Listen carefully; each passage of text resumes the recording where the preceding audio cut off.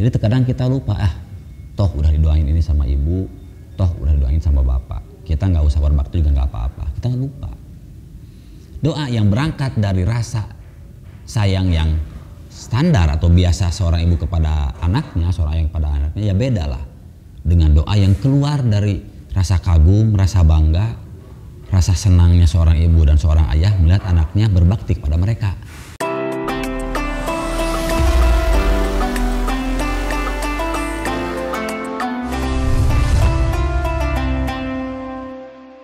Assalamualaikum warahmatullahi ta'ala wabarakatuh.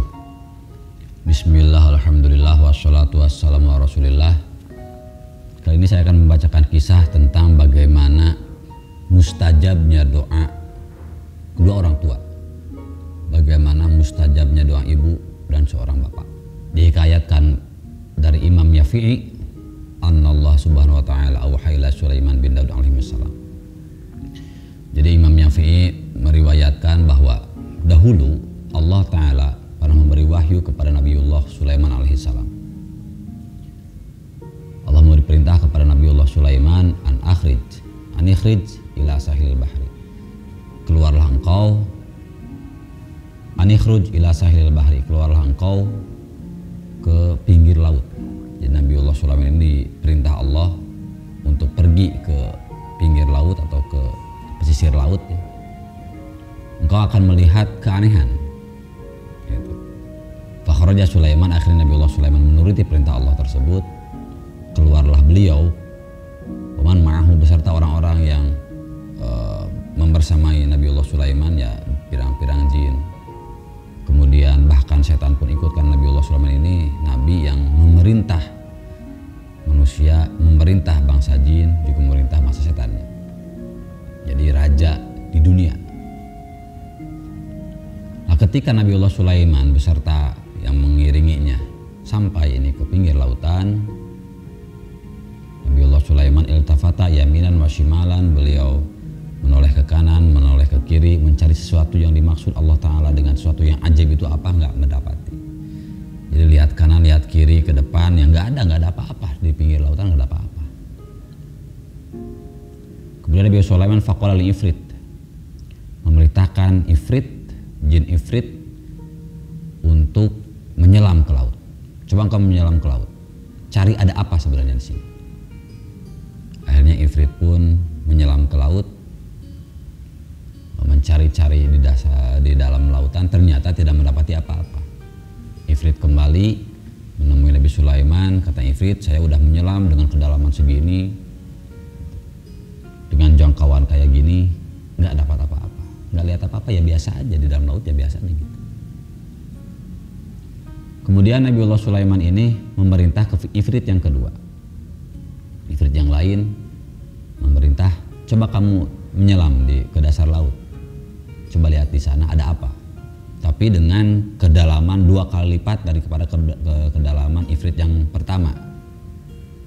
Pencarian ifrit yang pertama itu sampai kedalaman berapa, ini 2 kali lipatnya nih, coba kamu cari. Akhirnya ifrit yang kedua ini juga menyelam ke lautan, mencari di dalam lautan ada apa sebenarnya. Ternyata juga sama, tidak mendapati apapun. Setelah itu akhirnya Nabiullah Sulaiman alaihi salam memerintahkan kepada Asyib bin Barkhiyah. Nah, ini Asyib bin Barkhiyah ini adalah fatihnya Nabiullah Sulaiman ya. Di mana Allah Ta'ala menceritakan atau mengkisahkan tentang Asyib bin Barkhiyah ini sebagai seseorang yang mempunyai keutamaan atau kemampuan yang lebih dari yang lain. Kalau istilah Allah Ta'ala, alladzi indahu ilmu minal kitab. Jadi ada keistimewaan atau kemampuan luar biasa dari Asyib bin Barkhiyah ini, bin Barkhiyah. Kata Nabiullah Sulaiman kepada Asyib bin Barkhiyah, coba cari tahu ini sebenarnya ada apa. I'tini bi'ilmi ma fi hadzal bahri. Coba datangkan ilmu apa yang ada di lautan ini, atau apa yang bisa saya ketahui dari lautan ini. Kemudian faja'a bikubbati minal kafril abyad. Akhirnya dengan kemampuan Asyib bin Barkhiyah ini, beliau bisa mendatangkan, bisa memunculkan satu bangunan berkubah.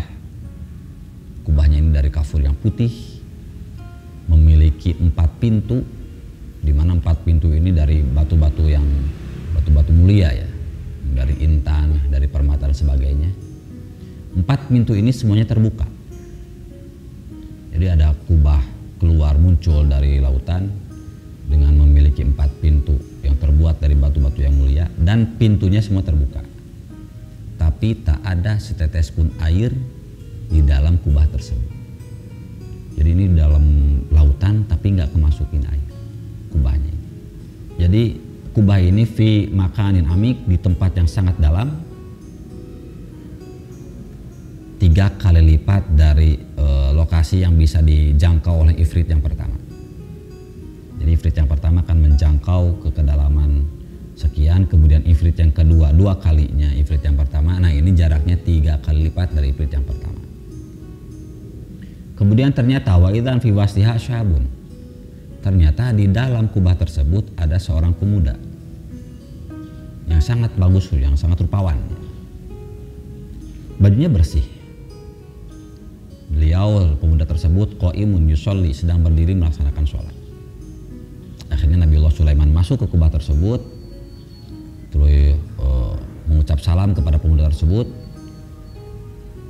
Kemudian bertanya ya Nabiullah Sulaiman kepada pemuda tersebut, ma anzalaka fi qari hadzal bahri, apa yang menempatkanmu di dalam lautan ini? Kok bisa kamu berada di dalam lautan, di dalam bangunan yang bangunannya ada di dalam lautan? Lalu pemuda tersebut mengisahkan ceritanya. Kata pemuda tersebut, wahai Nabiullah, wahai Nabinya Allah Ta'ala, innahu kana abi rajulan muqidan. Jadi saya ini punya bapak lumpuh, wa kanat ummi amya, sedangkan ibuku buta. Jadi pemuda ini memiliki ayah yang lumpuh dan ibu yang buta. Faqamtu fi khidmatihima. Ya akhirnya saya menghabiskan waktu saya, selama umur saya 70 tahun untuk melayani kedua orang tua saya. Jadi dia nggak mikir nikah berarti ya. 70 tahun melayani, ngeladenin, ngurusin orang tua, yang satu lumpuh ayahnya, yang satu buta yaitu ibunya. Falamma hadarat wafatu ummi. Singkat cerita, ketika ibu saya hendak meninggal, mau wafat, ibu saya berdoa, Allahumma util hayata ibni fi ta'atik. Doa ibunya adalah, ya Allah, semoga engkau memanjangkan umur anakku ini dalam keadaan taat kepadamu. Jadi doanya ibunya itu. Semoga anaknya panjang umur dan terus taat kepada Allah. Akhirnya meninggallah ibunya. Kemudian ketika datang wafat ayahnya, ketika ayahnya hendak meninggal, ayahnya juga berdoa kepada Allah, ya Allah, semoga engkau menjadikan anakku bisa beribadah kepadamu fi maqadin la yakunu syaitani alaihi sabil, di tempat yang tidak bisa dijangkau oleh setan. Jadi doanya itu, doa ayahnya ini, semoga anakku ini bisa terus ibadah kepadamu di tempat yang tidak bisa dijangkau oleh setan. Ini kalau diakumulasi ya, digabungin doa ibu dengan ayahnya, ini anak ini doain dia panjang umur, kemudian dia terus bisa ibadah kepada Allah Ta'ala, dan ditempatkan di tempat yang tidak bisa dijangkau oleh setan. Akhirnya setelah 2 orang tuanya meninggal, pemuda tersebut datang ke pinggir laut. Yaitu kemudian di pinggir laut dia melihat bangunan kubah ini, kemudian dia masuklah, ternyata kubahnya masuk ke dalam lautan. Hingga saat itu, jadi pemuda ini terus berada di dasar laut, terus ibadah kepada Allah Ta'ala. Kemudian Nabiullah Sulaiman bertanya, nah, kalau engkau terus-terusan berada di dalam laut, bagaimana makanmu? Bagaimana minummu di dalam lautan ini? Kata pemuda tersebut, ya Nabi Allah, wahai Nabinya Allah, ya'tini kulla yaumin tairun akhdar. Jadi setiap hari ini ada burung hijau yang di paruhnya ini membawa sesuatu, membawa makanan. Ketika saya makan sesuatu tersebut, saya bisa mendapati semua rasa nikmat, semua rasa enak yang ada di dunia. Kemudian dengan makanan tersebut hilang rasa lapar saya, juga hilang rasa haus saya. Kemudian juga ditanya oleh Nabiullah Sulaiman alaihissalam, kamu ini dulu masuk ke bangunan ini, kalau kita sekarang tahun berapa, kalau Nabi Sulaiman dulu nanya nggak gitu, di zaman apa kamu masuk ke bangunan ini, masuk ke sini dari zaman apa? Kata murid tersebut, ya fi zaman Ibrahim, saya masuk ke sini sejak zaman Nabiullah Ibrahim alaihissalam. Kemudian Nabi Sulaiman berpikir dan menghitung, berarti engkau ini berada di dalam lautan ini selama alfasana, 2000 tahun.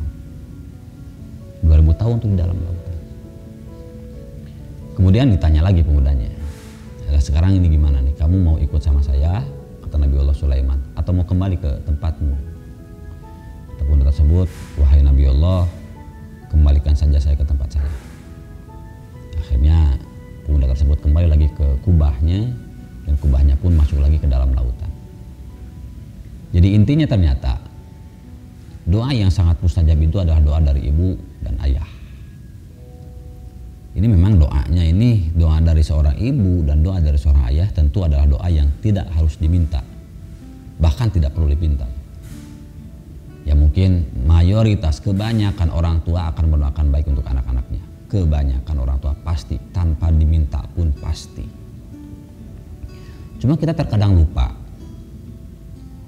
Dalam kisah ini, pemuda tersebut melayani, meladeni, berkhidmah kepada orang tuanya. Jadi terkadang kita lupa, toh udah didoain ini sama ibu, toh udah didoain sama bapak. Kita nggak usah berbakti juga nggak apa-apa. Kita lupa. Doa yang berangkat dari rasa sayang yang standar atau biasa seorang ibu kepada anaknya, seorang ayah kepada anaknya, ya beda lah dengan doa yang keluar dari rasa kagum, rasa bangga, rasa senangnya seorang ibu dan seorang ayah melihat anaknya berbakti kepada mereka.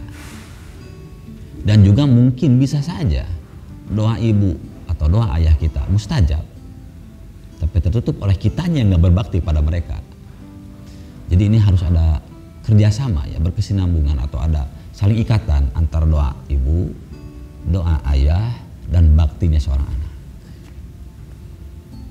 Walaupun ibu kita, ayah kita sudah pasti mendoakan anaknya, tetap kita pun harus berbakti supaya doa-doa mereka menjadi mustajab. Kitanya tidak terhalangi oleh dosa tidak berbakti dengan orang tua, kepada orang tua. Dan yang kedua, janganlah merasa sayang atau merasa sia-sia, merasa percuma kalau sampai kita ini menghabiskan umur untuk mengurusi orang tua. Jangan ngerasa kita ini hidup sia-sia karena habis waktu atau mungkin habis biaya untuk mengurusi orang tua. Jangan. Karena kita pun seharusnya paham bahwa umur, rezeki, kekayaan, harta pasti habis. Pasti habis. Mau 1000 tahun, kayak mau 100.000 tahun, umur ya pasti tetap habis lah. Usia kita ada habisnya. Rezeki juga sama, ada habisnya. Justru yang jadi pertanyaan adalah kita nggak habisnya di mana, kan gitu. Rezeki ada habisnya, umur ada habisnya, tapi habisnya di mana? Ketika kalau kita umurnya habis untuk berbakti pada orang tua, ya itu berarti umurnya habis untuk kebaikan. Kalau harta kita habis untuk mengurusi orang tua, juga berarti harta kita habiskan untuk kebaikan. Jadi nggak ada yang bisa disesali berarti. Nggak ada yang harus disesali, bahkan kita harus bangga. Jadi pertanyaan justru kalau ternyata kita habis umur untuk sesuatu yang sia-sia, begitupun kita kalau sampai menghabiskan harta untuk sesuatu yang sia-sia, baru itu harus jadi sesuatu yang bisa kita sesali. Nah, itu kisah yang bisa saya utarakan sekarang. Semua kita bisa mengambil hikmah. Wallahu a'lam.